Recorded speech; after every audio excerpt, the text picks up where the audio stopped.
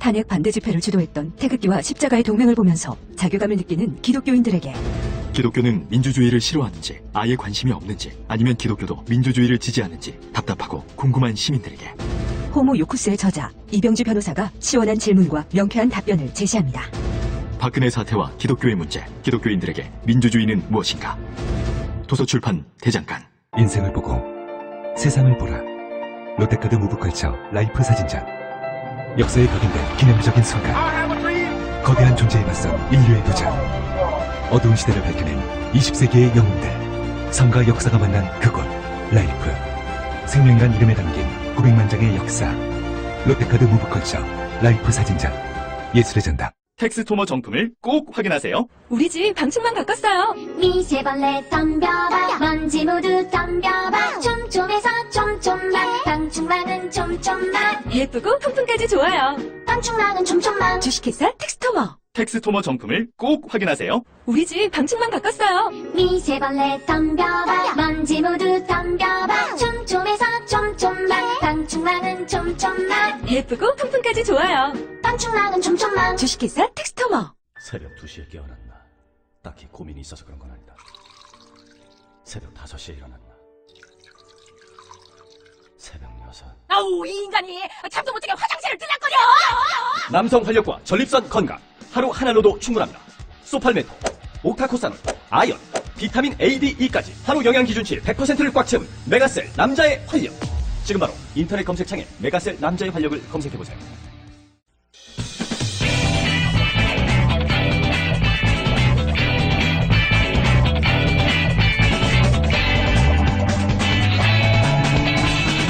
김어준의 뉴스공장. 네, 내부자들이 마무리가 안 돼도 항상 끝내왔는데, 네, 오늘은 두 분 다 꼭 했어야 하는 얘기를 못했다고 해서 3분만 드리고, 내부자들을 잠시 이어가겠습니다. 안민석 의원님과 김성태 의원님. 김성태 의원님이 이야기를 하시다가 중요한 이야기인데 마무리 못했다고, 제가 마지막 질문은 홍준표 대표와 정우택 원내대표 간에 좀 갈등이 있는 것 같은데, 이거 어떻게 정리해야 되냐고. 예. 자유한국당은 이제 야당입니다. 제1야당으로서 살기 위해서라도 변화되어야 되는 것이고, 그렇기 때문에 여야 관계도 과거에 우리가 민주당의 야당 정치를 신랄하게 공격한 적이 있었습니다.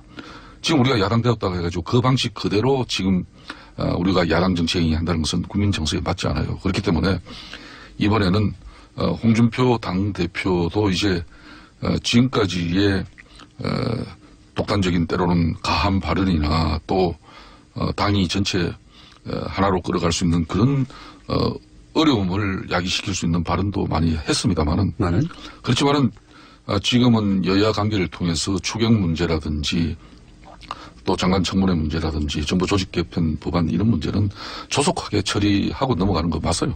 그 부분에 많이 잘못이 발생된다면은 홍준표 대표 말대로 그거는 문재인 정권이 또 책임을 져야 되는 것이고 그렇기 때문에 지금은 홍준표 당대표의 그런 이번 전당대회를 치르고 난 우리 당원들의 뜻을 아마 가지고 본인이 일성을 날린 것 같은데 그 입장이 상당히 존중될 필요는 저는 있다 봅니다. 정우택 원내대표가 지금 홍준표 대표가 뭘 모르는 것 같다고 하는 거는 그 말이 아니라 홍준표 대표 주장이 맞고 거기 힘을 실어줘야 된다는 게 의원님 생각이신 거네요. 말하자면. 아무래도 이제 당대표와 원내대표 간에 특히 홍준표 대표는 원외입니다. 지금 현역위원이 아니에요. 현역위원도 아닌 상태에서 당대표를 맡고 있기 때문에 특히 원내에서 교섭단체 간에 지금 이제 협상이 잘 이루어지지 않고 국회 의사 일정이 제대로 굴러가지 않고 국회에 또 이렇게 넘어온 의사 일정들이 해소가 되지 않고 있죠. 이 부분에 대해서는 그래도 정우택 대표가 잘 알고 있습니다만은 그래도 전당대회를 치르면서 국민들과 당원들의 뜻을 가장 근접하게 받은 사람의 뜻이 홍준표 대표의 뜻이니까 당분간은 이분의 뜻을 존중하는 것도 우리 당이 크게 발전하는데 도움이 되리라고 김성태 의원님의 저 말씀 굉장히 중요하고 의미심장한 이야기인데요. 제가 볼 때는 정우택 원내대표는 친박을 향한 정치를 하는 것이고요. 지금 홍준표 당대표가 말씀하시는 거는 국민들을 향한 지금 정치를 하고 있다고 봐요. 그래서 지금 김성태 의원님이 결국에는 홍준표 당대표의 손을 들어준 거거든요. 그래서 지금 정치적으로 중간 지대에 있는 김성태 의원님 또 야당의 아주 핵심 중진이지 않습니까? 지금 그동안 오갈 데 없이 그런 시선 됐지만요. 지금 시점에서 홍준표 당대표의 손을 들어준 김성태 의원님의 저 판단은 저는 굉장히 정확한 그리고 앞으로도 후회 없을 그런 판단이라고 보고요. 이왕이면은 권력 있는데 권력 있는데 줄을 서세요. 아니 뭐 홍준표 대표가 무슨 권력입니까? 이게 왜냐하면 지금 국가 권력을 가졌습니까? 뭐 안 그러면은 지금 현재 공천권을 당상 행사할 수 있는 이 총선의 문제는 대표입니다. 기본적으로 친박과 홍준표의 싸움이거든요. 1라운드에서는 당대표 당선으로 홍준표가 압승을 하지 않았습니까? 2라운드 싸움 남은 것은 지방선거 공천권 싸움이 남아있거든요. 그래서 홍준표는 지금 당대표로서 우월한 위치에 있을 수밖에 없어요. 물론 친박의 반격도 만만치 않지만요. 국민들은 이미 친박을 거의 내팽개친 그런 상태지 않습니까? 그래서 가능하면 홍준표 대표가 국민 쪽으로 지금 이동하고 있는 모습은 오히려 저희 여당으로서도 좀 김성태 의원님은 좀 바람직한 1년 거죠. 후에 지방선거를 바라보고 당권 인적으로 줄 서야 한다는 거죠? 저는 지금 뭐 그 무질 도사께서 좀 웬 뜬금없는 말씀이시고 자유한국당이 아직 야당으로서의 준비나 자세가 덜 됐어요. 더군다나 야당은 사실상 국민의 지지를 먹고 사는 정당입니다.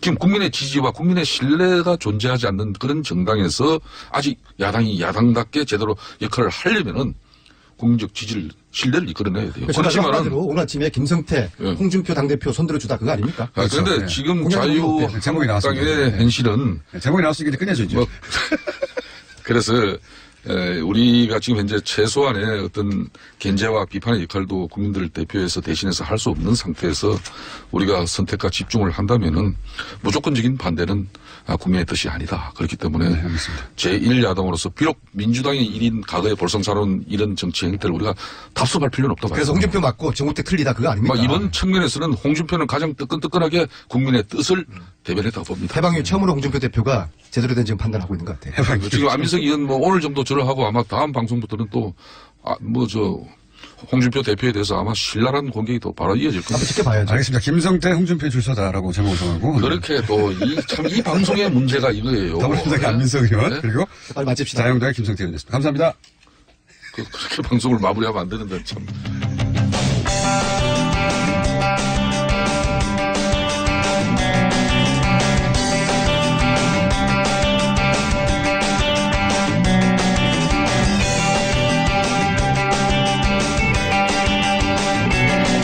100명이 넘는 전국 언론학자들이 KBS, MBC 사장 퇴진과 해직 언론인 복직을 요구하는 성명을 냈습니다. 네. 언론학자들이 이런 성명을 내는 것은 집단행동에 나서는 것은 이례적인 일인데 이 성명을 주도한 한국예술종합학교 전규찬 교수님 스튜디오에 직접 모셨습니다. 안녕하십니까? 네, 안녕하십니까? 교수님의 복장으로 굉장히 프리한 복장으로 나왔습니다.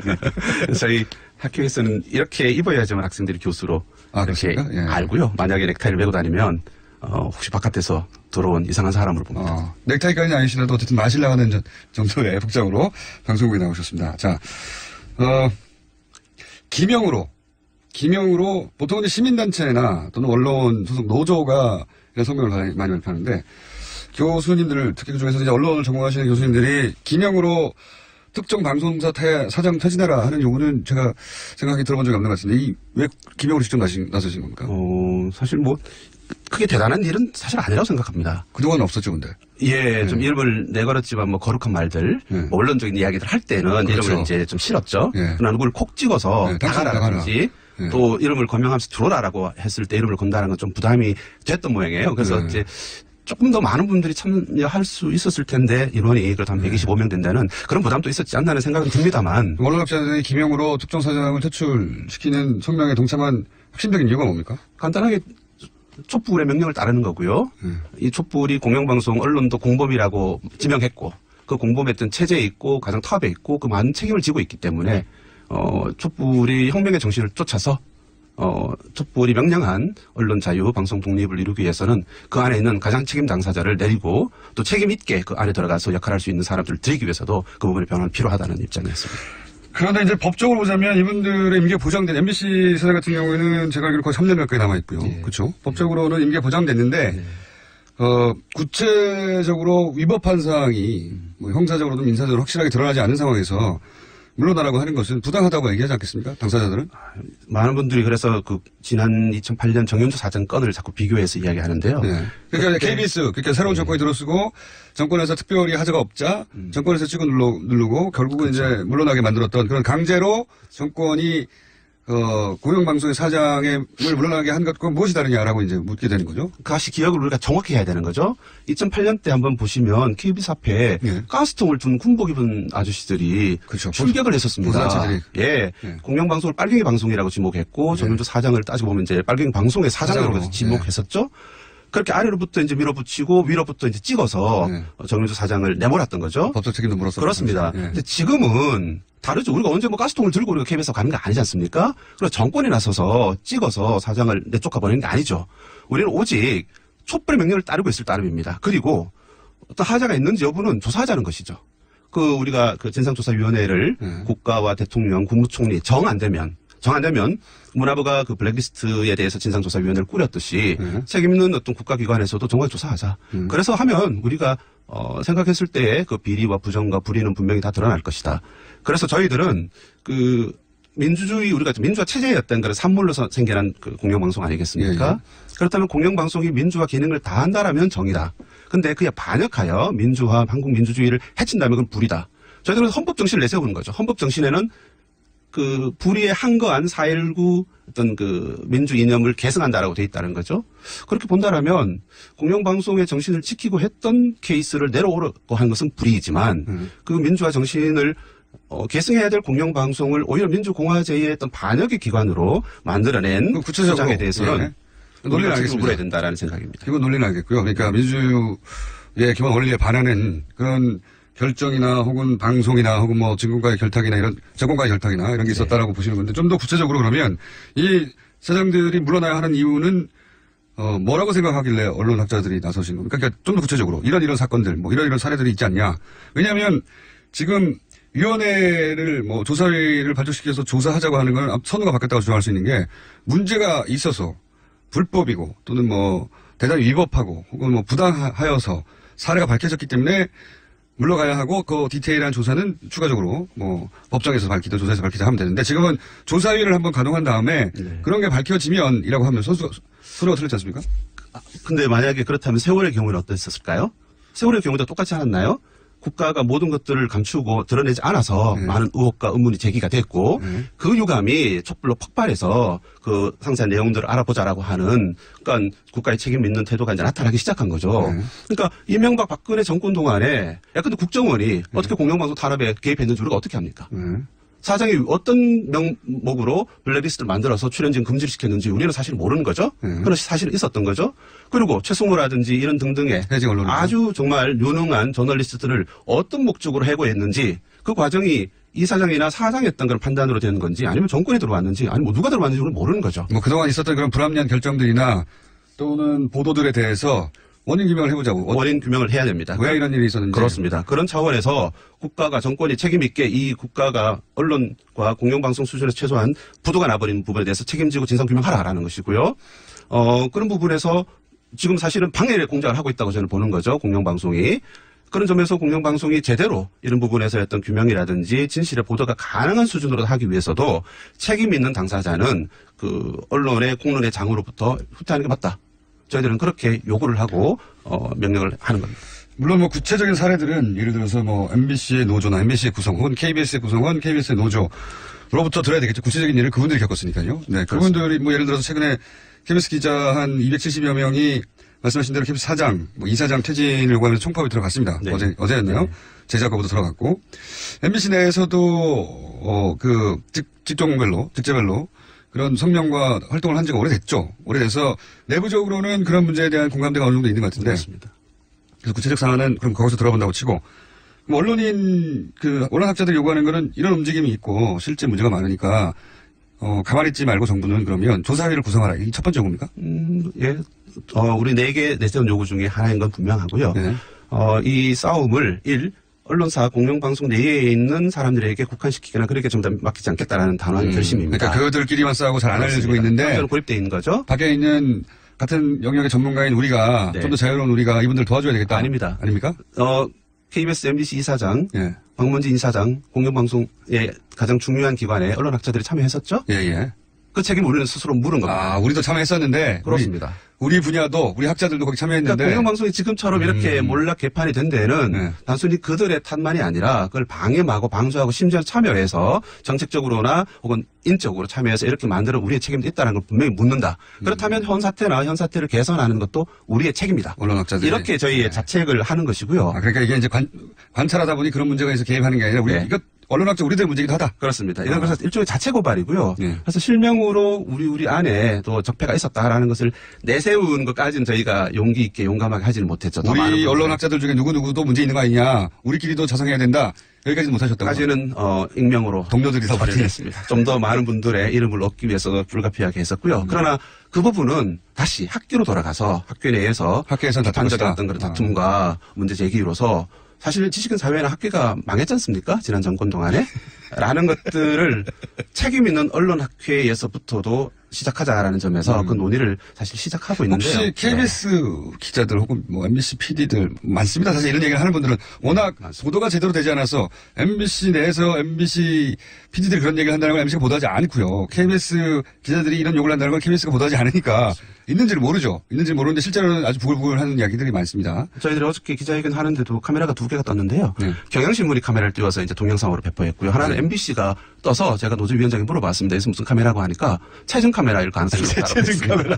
그러니까 우리가 지금 이렇게 중요하게 문제 제기하는 게 고립되고 네. 사실 MBC 안에 싸우고 있는 많은 목소리들이 완전 이렇게 폐쇄돼 있죠. 그분들하고는 혹시 교류가 있습니까? 어저께 나와서 뜨거운 눈빛을 사나이들 사이에서 교환을 했었고요. 처음 있는 일입니까? 사나이들만 교환했겠습니까? 여성분들 사실은 예. 오셔서 작가분이나 PD분들 오셔서 저희들과 뜨거운 또 포옹도 했습니다. 처음으로 혹시 언론학자들과 이런 그 공영방송 내 구성원들과 만난 겁니까? 언론학자들은 사실 자존심도 세고 또 부끄러움이나 이런 소박해서요. 이렇게 서명은 하지만 직접 가서 하진 직접 않는다. 나서 이렇게 하긴 되게 어려워서 의회 내는 것도. 예, 그래서 직접 그 걸음을 했고 많은 분들 MBC 그렇게 기괴하게 큰 거 처음 봤다라고 하시는 분들조차 있었습니다. 그 방송국이 상암에. 입사가고 나서 그 MBC를 처음 가보면 언론학자들이 현장에 가보셔야죠. 하나는 뭐 수치감이고 하나는 불쾌감이고 하나는 거리감들이 있어서 우리는 학자니까 이런 것도 있군요. 또 꼴보기 싫었던 측면도 아니겠습니까? 측면도 있고. 이런 언론학자들이 나서서 공영방송에 공개적으로 문제 제기를 하는 것은 내부적으로 힘들게 싸우시는 이 구성원들한테는 큰 힘이 되겠네요. 예, 말씀드렸다시피 저희 언론운동장에 있는 활동가 입장에서 자주 봤던 표정과 어제 몇 분 아니지만 125명 이름으로 학자 학계 이름으로 왔을 때 그분들 대하는 표정은 정말 달랐습니다. 학자들이 이런 자리를 오히려 찾아가서 기자들과 네. 구성원 PD들과 여기서는 학문적인 관점에서의 관점도 이론도 논리도 제공하고 그쪽에서는 절박한 상황에 대한 구체적인 사례들도 학자들에게 전달하는 만남의 장이 더 있어야 되지 않을까요? 그래서 제가 이야기할 때 부끄럽다고 말씀드렸고요. 그동안 그렇게 못했던 게? 개인적으로는 인정 안 하고 싶습니다만 다수의 주류 언론학자들은 권력의 주구였다. 권력의 핵심이었다. 그렇기 때문에 현실의 사정을 청취하기는커녕 오히려 조장한 책임이 있다. 그래서 걸음을 계속하고 이 부분에 대해서 당신들이 책임져라라고 하는 강한 질책과 비판의 목소리들을 안팎에서 많이 제기할 필요가 있습니다. 저희도 사실은 라디오 방송하고 있기 때문에 이 KBS나 MBC 방송의 내부 동향이나 혹은 해고되신 분들이나 혹은 그런 느낌 문제의식에 대해서 관심이 많아요. 관심이 많은데 이분들 인터뷰하는 게 그렇게 녹록하지 않습니다. 쉽지가. 왜냐하면 그분들을 인터뷰하는 순간 그분들은 또 사내에서 한편으로는 그런 주장을 하는 시민이기도 하지만 또 한편으로는 직장인이잖아요. 직장인으로서는 바로 불이익을 당하거든요. 맞습니다. 하기가 쉽지 않아서 이 문제를 다루기가 쉽지 않습니다, 사실. 사실은 최승호나 이런 관록 있는 선수들이야 놔둬도 지들이 알아서 이제 싸워갈 텐데 그 어린 친구들 이 스스로 양심에 따라서 움직이는 친구들은 정말 보호가 필요합니다. 제가 이 행동을 시작하게 된 거는 MBC의 가장 말단 기자가 있었습니다. 실명을 밝혀도 될지 모르겠는데요. 밝히시죠, 뭐. 예, 곽동건 기자가 공채의 마지막 기수인데요, 보도국에 그 이제 들어간 친구들과 함께 이 투쟁에 가담을 했습니다. 내가 알고 들어왔던 MBC가 아니다. 이런 거죠. 그렇겠죠, 아마도. 더 이상의 수치와 환멸은 거부한다. 그래서 사실 그 친구가 이제 저희가 학교에서 직접 가르친 친구는 아니지만 언론학자라서 언론학을 공부해서 공영방송에서 한국 민주주의, 언론민주주의를 책임지겠다고 들어간 친구들이죠. 그런 친구들에게 우리가 힘을 보태는 것은 물론이고 우리가 책임을 져야 된다는 거고요. 그 친구들이 사실 제가 동건아 선생들도 나간다. 버텨라. 김장겸은 아웃. 곽동건은 스테이 이런 목소리를 냈을 때도 알면서도 그 친구들은 저희들이 갔을 때도 어제 1인 시위 때나 우리 기자회견 때나 합니다. 그렇지만 저희들은 다 아는 거죠. 자, 오늘은 그런 성명이 났다는 소식까지 전하고요. 앞으로 한 번 더 오시면 그때는 뭐 KBS, MBC 그 당사자들, PD, 네. 또는 뭐 기자 이런 분들과 함께 다시 한번 이 자리를 마련하고 싶은데 예. 앞으로 계획은 어떠십니까? 하나만 좀 말씀을 좀 짧게 드리죠. 이걸 공영방송에 있는 기자 언론인 문제만으로 우리가 국한시키지 말자라는 거죠. MB 박근혜 기간 동안에 언론과 표현의 자유로 억압받은 많은 민중 대중들이 있습니다. 우리는 뭐, 국제적인 질서로도 계속 그렇습니다. 이 문제까지를 언론 탄압 진상조사위원회에서 다루려고 하는 것이고요.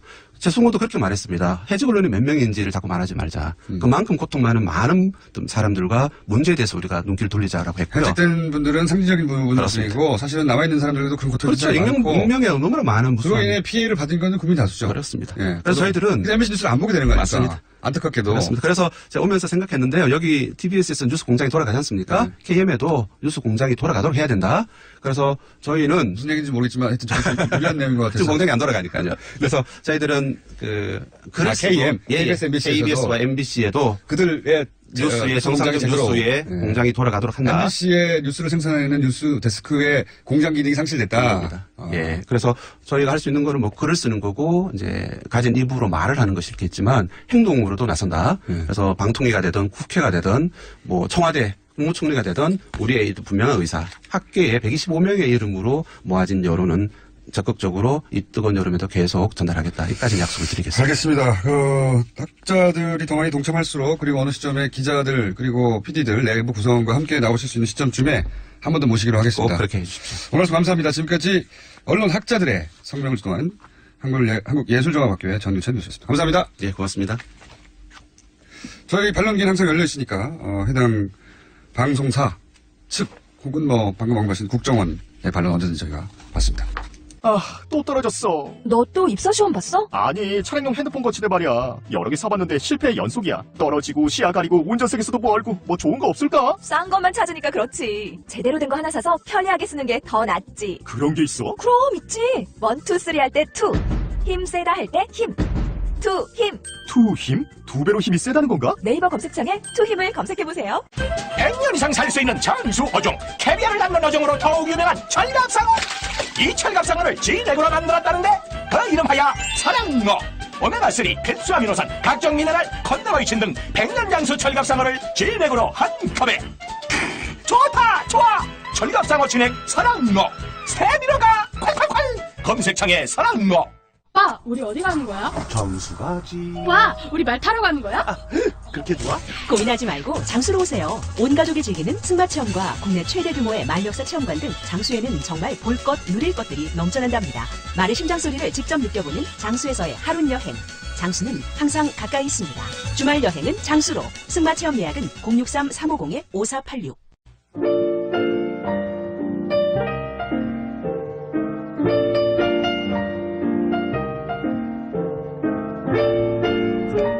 불친절한 AS. 오늘도 누가 누구 멀리서 듣나 많이 왔습니다.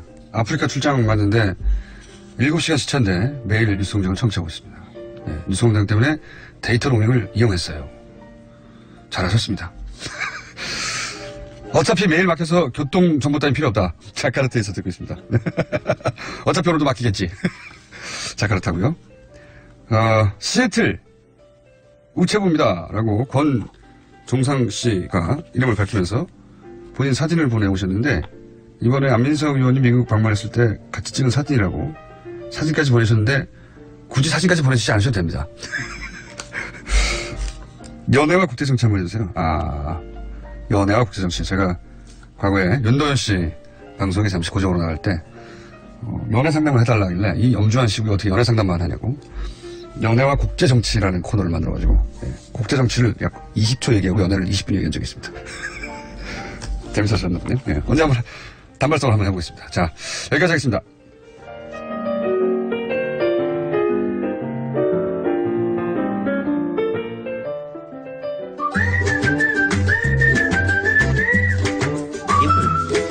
김진애 박사님. 오늘은 평소보다 조금 시간이 길다고 제가 그랬더니 뭐가 기냐고. 김어준 공장장께서 말씀을 조금 덜 하시면 길어지죠. 제가 가능하면 참아보겠습니다. 그러면 재미가 없죠. 아니 제일 많이 듣는 멘션 중에 하나가 김원중 공장장 좀 그만 얘기하라. 김치내 얘기 좀 듣자. 저는 모든 코너에서 그 말을 듣습니다. 그런데 그거 빠지면은 김어준이 아니죠. 그건 뉴스에 재미없어요. 그럼요. 네. 다들 압니다. 그거. 네. 그러니까 너무 많이. 우리도 다 감당하고 있습니다. 감당할 만한 수준이에요. 참을만하다. 자, 김진애 박사님이 참을만하다고 하시니까 이 코너에서 김원준 너 좀 담으러라 하는 이야기는 계속 해주세요. 그래도 각자 하고 싶은 얘기 하는 거죠. 뭐 청취자들도. 오늘 주제 뭡니까? 오늘 사실은 주제가 없는 날인데요. 주제가 없는 날에 제가 이제 고민을 좀 털어놓으니까 왜 도시 이야기인가, 왜 이 코너가 어떻게 시작이 됐고 지금 사실 이제 10달째 들어가요. 그러니까 이제 온갖 얘기를 했죠. 온갖 얘기를 했고 저 10달째면은 이제 애 하나 난 거거든요. 애 하나 낳는데 야 이거는 이제 어떻게 키워야 되나 말아야 되나 뭐 이런 고민들. 도시 이야기를 주제로 책 내자고 하는 출판사는 없나요? 뭐 한 10군데서 들어왔어요. 그래요? 그래도 안 그래도 제가 지금 출판사들은 제안할 때 컨셉을 제안할 거 아닙니까? 컨셉 판사도 제안하죠. 우리는 컨셉을 모르는데 출판사는 뭐 물론이죠. 어떻게 하면 잘 팔리나. 네. 근데 저도 뭐 그런 건 있어요. 이거 공장장, 뉴스공장 덕분에 도시에 대한 주제를 좀 책을 좀 많이 팔아볼 수도 있지 않나. 왜냐하면 제가 여러 종류의 책을 썼는데 저도 뭐 상당히 베스트셀러 작가라고 하는데 도시에 대한 책은 제가 의무감으로 쓰지만 뭐 얼마 안 나갑니다. 뭐 기껏 나가요. 5만 부 나가는. 사실은 본업은 도시건축가인데. 근데 뭐 실제로 건축 얘기는 조금 더 나가요. 집 얘기나 이런 건 더 나가는데 도시에 대한 얘기는 사실은 이렇게 안 나가거든요. 안 나간다는 게 이제 바로 뭐겠어요. 별로 관심이 없는 겁니다. 그건 잘 모르거나요? 아니요. 그러니까 그래서가 아니고 모두의 것이라고 얘기할 때는 별로 관심이 없습니다. 그러니까 도시라고 하는 건 내 거기도 하지만 모두의 것이기 때문에 내가 별로 관심 없어도 돼. 집은 소유할 수 있지만. 집은 내 거지. 그래서 건축에 관심이 있는데 도시는 내가 소유할 수 없잖아요. 그리고 건축은 뭐 이런 또 환상이 있어요. 좀 멋있어지고 싶지 않아? 뭐 이런 거 있잖아요. 나도 멋있게 살고 싶어. 뭐 이런 거. 내 집은 내 마음대로 할 수 있지만 도시는 내 마음대로 할 수 없지. 그리고 도시가 이제 근데 도시에 이제 여기서는 굉장히 재밌어 하는데, 공장장은 이제 음모와, 그러니까 도시라고 하는 게 여러 측면이 있는데, 권력과 음모가 비리와 이런 게 이제 총체적인 데가 도시 아니에요, 말하자면은. 도시에서 다 일어나니까. 그러니까 도시는 정말 그 죄악의 소굴입니다. 소돔과 고모라. 예. 그런데 이제 그거 얘기를 하는 게 이게 시사 이야기에서는 또 김원중 공장장이 재밌어 하니까 더 재밌을 수가 있는데, 이게 책으로 나오면 재미가 없을 수도 있어요. 제가 그러면 구석에 사진을 넣어서 마치. 그래서 제 얘기는 하나도 안 제가 무슨 생각을 다 하고 있냐면은, 책 제목으로 김진애의 도시 이야기가 아니라, 어중과 진애의 도시 이야기를 해볼까? 책을 팔기 위해서. 그러니까 도시에 대한, 그러니까 책을 팔기 위해서는 아닙니다. 저는 책을 꽤 팔고 있는 사람이기 때문에. 근데 도시에 대한 거를 분들이, 그러니까 제가 출판사뿐만이 아니라 굉장히 많은 독자들한테 책 써주세요라고 이제 얘기를 듣고 있는데, 문제는 책을 쓰고 이제 안 읽으신다는 거지. 쓸 수는 있으나. 그 다음에 또 하나가 오늘 이제 이 도시 이야기 저거 할 때. 왜 이 코너가 그러면 정해졌느냐. 그러니까 저도 그게 궁금했어요. 그러니까 그걸 모를 리가 없다. 방송인도 다 알아요. 작가들도 알아요. 저희 작가들이 기본적으로 박사님의 팬이고요. 물론. 아니, 저도 걸크러시 된다니까. 팬이고요. 그리고 박사님이 하실 수 있는 이야기는 다른 데서 들을 수 없다. 이런 것도 있고, 정치도 하셨고, 도시도 이해하시고, 그리고 건축도 하시고, 뭐, 사실 다룰 수 있는 주제가 광범위하다. 라는 데 출발했죠. 실제로 광범위한 주제를 다뤘어요. 아까 김어준 공장장은 뜨뜻미지근한 거 알았어요, 저는. 그거는. 아니, 거기에 대해서 제가 김진애 박사님이 워낙, 박학다식하시고, 분야의 전문가시니까. 이런 소리까지 들어가면서. 재밌다. 왜냐면 제가 많은 코너 아이디어들 중에 킬한 것도 많거든요. 그렇겠죠. 그거 싫어. 라고. 김진애 박사님, 그거 재밌겠어. 아니, 그런데 이런 태도였어요. 그래서 시작한 건 압니다. 그러니까, 김어준 때문에 시작된 게 아니라 우리 작가 중에 한 분이, 특히 건축가 나오신 작가분이 한 분이 굉장히 이제 저를 좋아해서 이걸 한번 해보자. 책을 많이 읽어봤고, 실제로. 그리고 실제로 그 건축가 작가분이 저 때문에 건축가 선택하신 저 때문에 인생을 베린. 저하고는 상관없는 이유예요. 저는 그 이유 때문에 한 건 아니고. 그러니까 건축가 나온 사람들은 굉장히 여러 종류의 일을 하는 사람이 있는데 그 중에 이제 방송 작가도 하나 나왔어요. 그래서 이제, 왜냐하면 건축이 워낙 또 불황이고 그러니까. 작가들이 오랬습니다. 그래서. 책을 읽는 게 아니고. 아니, 근데 그게 굉장히 좋은 겁니다. 저는, 오늘 얘기가 막 여러 가지로 갈 것 같긴 한데, 건축가를 나온 사람들이 여러 다방면의 일들을 할 수가 있어요. 실제로 건축하는 사람들이 박학다식하고, 그러니까 관심이 여기저기 많아요. 그리고 감성과 이성이 발달돼 있고, 권력에도 관심 있고, 정의에도 관심 있고. 평균적으로 그런 면이 좀 있는 것 같아요. 그러니까 뭐냐, 이 분야 자체가, 그리고 기술적인 것도 있고 예술적인 것도 있고. 인문학적 소양이 있어야 좋은 건축가가 되잖아요. 그럼요. 그러니까 이게 이런 겁니다. 그러니까 공간이라고 하는 게, 인문학적인 꿈을 공간으로 만들어주는 일이거든요. 그러니까 그거에 대한 이해와 열정이 있지 않으면. 토목하고는 좀 다른 성향을 가진 분들이 있어요. 토목은 조금 단순하죠. 조금 단순하고. 단순하다기보다는 저는 단순하다고 얘는 게 토목은 하여튼 가장 큰 목표가 자연을 이기는 거에 있어요, 사실은. 그러니까 뭐 아주 좋은 토목이라면 자연과 같이 사는 거에 있다 그럴 것 같으면 토목은 좀 자연을 이기는데요. 그렇게 출발한 학문이다, 그러니까, 애초에. 그러니까 건축은 좀 여러 가지 욕망들이 같이 있기 때문에 좀 이제 그런 점이 있죠. 건축학과 중에 철학자도 꽤 있고 네. 이름을 날린 건축학자들은 보면 대부분 자신만의 철학을 건축으로 그 유명한 비트겐슈타인 네. 그 사람은 또 건축가로도 잘 알려져 있습니다. 건축 철학자로도 잘 알려져 있고. 그래서 그런 이야기는 일리 있는 이야기고 권력도 좋아합니다. 그냥 히틀러도 건축과 뭐 아트지만 이쪽 하려고 그러다가 그쪽으로 저기 권력으로 빠지기도 하기도 했고.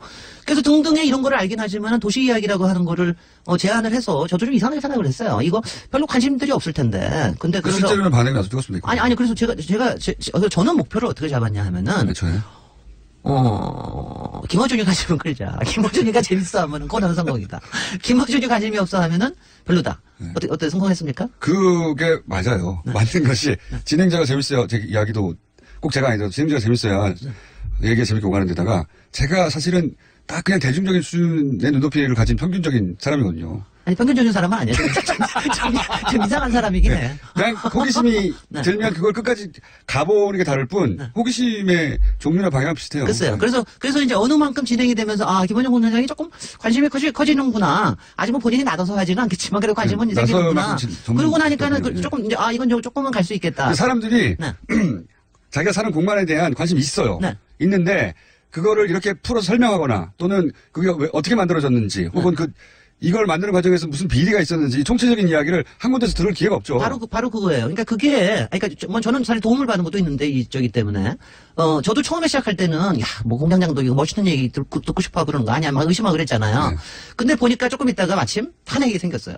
탄핵이 생기고 그다음 대선이 생기고 그러니까 여러 가지 정치 공간에 대한 정치 역학에 대한 굉장히 많이 도시에는 시사도 있고 인문학도 있고 철학도 있고 다 있잖아요. 그 부분에 이제 광장이 들어오고 우리 박근혜 작품 광장이 들어오고 그러고 나서 이제 대선이 있으니까는 이제 공약 얘기하면서 4대강 얘기도 하고 뭐 이런 얘기하니까 임명국 얘기도 하고 그러니까 이제 사람들이 어머 그래 그러면서 많이 관심들이 생기신 것 같아요. 그래서 지금은 저도 이제는 김원중 공장장의 관심뿐만이 아니라 청취자분들께서도 꽤 관심들이 좀 생기셨다라는 생각까지는 듣는데 맞습니까? 네 하고 답을 했다고 하고 네네. 그렇게 이 코너가 근데 또 유독 여성 청취자들의 반응이 좋다고. 그 이유는 뭘까요? 그건 제가 보기에는 박사님이 가진 캐릭터 때문이라고 봐요. 어떤 캐릭터? 일단 여잔지 남잔지 모르겠는 목소리. 칭찬을 듣고 싶으신 겁니까? 아니요. 칭찬이 아니라 분석을 듣고 싶은 거지. 그 평범하지 않은 이상한 분석. 그건 이제 보통 여성 전문가들이 잘 다루지 않은 영역이기도 하고요, 실제. 대부분은 목소리가 처음에 약간 중성적이어서 여성에게 남성에게 헷갈리는 분들도 많고요. 여성인지 알고 나서 매력을 느끼는 분들도 많고요. 내용도 그렇고. 그리고 그 이야기의 전개 방식도 굉장히 여성들이 잘 따라가기 쉽게 보통 남성들이 전문적인 용어 통통 던지고. 맞아요. 그럼 잘난 척하고 끝나거든요. 근데 이제 편안하게 이야기가 진행되니까. 아니, 그러니까. 무엇보다도 저하고의 케미가 좋고. 이거 또 끝은 그렇게 나네. 자, 근데 이게 오늘 얘기를 나누다 보니까 결국 오늘 주제를 정하지 못하셔가지고. 사실은 이겁니다. 주제는 사실 정했어요. 다음번에 이제 제가 여름 특집을 하자고 얘기를 했습니다. 여태까지 도시라고 했지만 도시 이야기는 딱 한 번 뭐 별로 그렇게 많이 안 했습니다. 그래서 제가 여름 특집으로 도시들을 골라서 이제 좀 하자. 그러니까 근데 이제 이러면 다 또 여행 가기 좋은 도시만 다 또 생각을 해서. 그렇죠. 이건 코너가 다를 그래서 그거는 아닐 것 같고. 그래서 이제 저는 또 특색 있게 해야 되니까. 좋기는 이제 우리들 주변에 지금 있는 도시들, 이게 시사에 올라오는 도시들. 그러니까 가령 예컨대 지금 문재인 대통령께서 가신 데가 베를린 아니에요. 베를린 같으면 엄청난 정말 재밌는 도시거든요. 정말 역사도 그렇고 엄청나게 재밌는 도시인데 베를린과 그 다음에는 우리 도시를 비교를 한다면 어디하고 비교를 할 수 있을까? 꼭 베를린하고 바로는 아니더라도 가령 저는 베를린 하면 이상하게 생각이 나는 도시는 통영입니다. 통영요? 통영은 또 노무현 대통령이 그렇게 반한 도시인데 먼저 이런 얘기를 이렇게 페어를 섞어가면서 얘기를 하고 싶은데 해외에 지금 화제가 된 도시와 우리나라 도시를 섞어서 어떤 점에서 도시 건축가로서 유사한 점이 있다고 보느냐. 뭐 유사한 점이라고 하고 다들 일단 시사로 해서 관심 있는 거로 하고요. 그런데 이제 이거를 한 군데서 다루려고 그러면은 18분 가지고는 도저히 부족해요. 그래서 이제 뭐 하나씩. 18분. 자, 그렇다고 22분 달라는 소리 안 할 테니 걱정하지 마십시오. 그래서 이제 하나씩 다음 주에는 베를린하고 그 다음에는. 18분 동안 나라의 운명도 다 얘기하고 다 해야 되겠죠.